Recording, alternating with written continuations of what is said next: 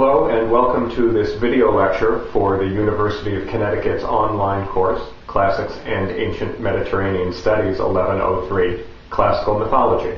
I'm Roger Travis, Associate Professor of Classics at the University of Connecticut, and whether you're enrolled in this course or not, I hope you enjoy the lecture and learn something about new ways of looking at classics and at myth. Thanks for watching. Now I get to talk about the end of the Odyssey and try to pull it all together for you. There's really no better place to start than Book 24, even though, as we'll see, Book 24 is rather strange.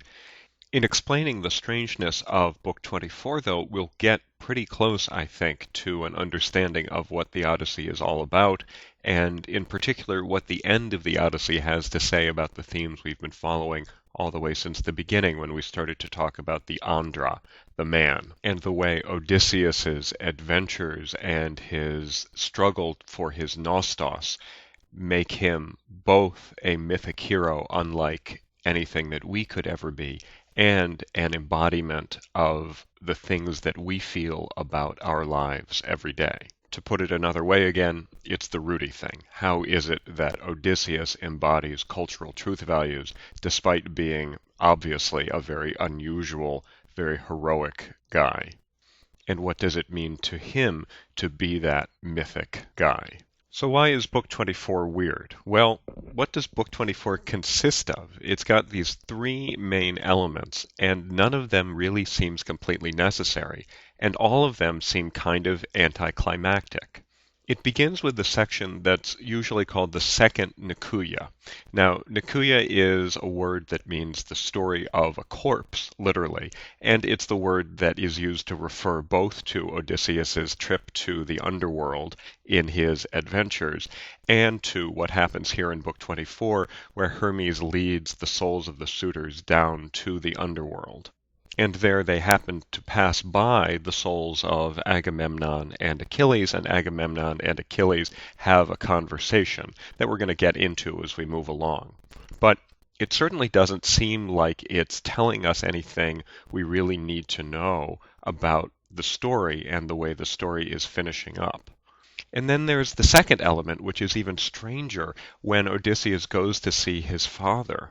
Now, obviously, we want to have a reunion with his father, but there's an element of this reunion that's very, very strange, which is Odysseus lying to Laertes when there's absolutely no need to lie anymore. In fact, the bard of Book 24 actually calls attention to the strangeness of Odysseus's lying, because Odysseus makes a decision explicitly to lie to his father. There is the possibility of lying, there's the possibility of not lying. Odysseus thinks about it, as he often thinks about decisions in the Odyssey, and he decides to lie. And then finally, the third strangeness of Book 24 is the very end of the entire Odyssey, what I think of as the tacked-on non-battle between Odysseus and Laertes and Telemachus and their few followers and the families of the suitors who are coming to kill them because the suitors are now dead. It looks like it's going to be a tough battle, but we're expecting that Odysseus and Telemachus and Laertes are going to come out on top because, of course, Odysseus is such an amazing warrior. But then, all of a sudden, here comes Athena, and the battle's over, and apparently everything is going to be okay. I mean, talk about anticlimactic. So now the strangenesses are out there.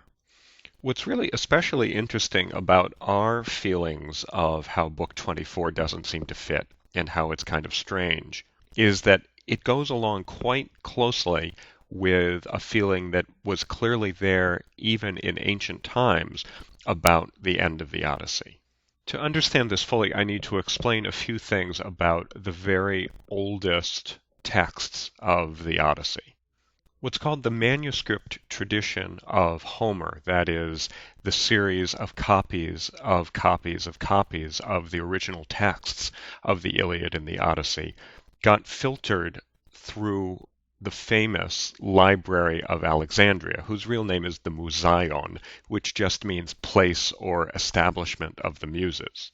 And from very early on, there was a lot of question about various features, not only of the texts of Homer, but of the texts of all of the classical authors. When you're dealing with a culture that has just discovered writing a couple of hundred years before, there is bound to be a lot of uncertainty in what it was that was actually first composed, what it was that was actually first written down. And that tradition has given rise over thousands of years to the tradition that you and I are now part of, the classical tradition, the preservation of classical learning in contemporary times. One of the early things that editors of texts like the Odyssey did way back in Alexandria was to start to make comments on the way they thought the texts should actually look and the words that they thought should actually be there. These comments eventually became something that's known as the scholia, and several authors have scholia, but the Homeric scholia are the most important scholia of all because they go back the farthest and there are the most of them. And one scholion in the text of the Odyssey tells us that Aristarchus, who was one of the first librarians of the Museion of Alexandria, was of the opinion that the telos, a Greek word which usually means end, but can also mean goal or even fulfillment, the telos of the Odyssey was at the end of Book 23 when Odysseus and Penelope finally get together, if you know what I mean. Over the centuries, there has been a great deal of debate about what it was that Aristarchus meant when he wrote in his note on Book 23 of the Odyssey that at the end of Book 23 was the telos of the Odyssey.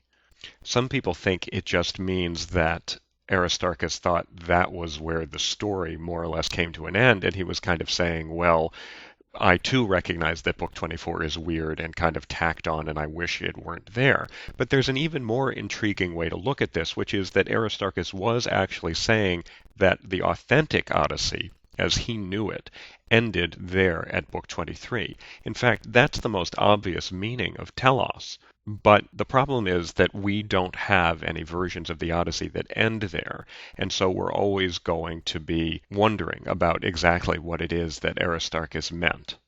At the very least, it makes it clear that as early a critic as Aristarchus felt the same things that we feel about Book 24 and wondered why it was that Book 24 would be there.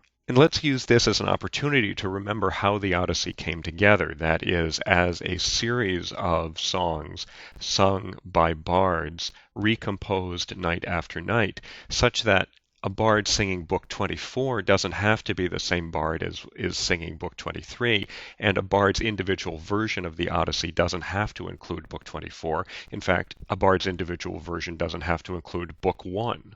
I think if we really want to understand both what Book 24 is about and what the Odyssey as a whole is about, we have to have the bardic tradition in mind. And we have to realize that whatever bard it was who decided that Book 24 was a good idea maybe had a notion of what he was doing. And what I'm going to try to show in the next segment is that those three strangenesses actually have each of them something important to say about the action and the story of the rest of the Odyssey, and about the Andra and what the Andra means both as a regular guy and as a mythic guy.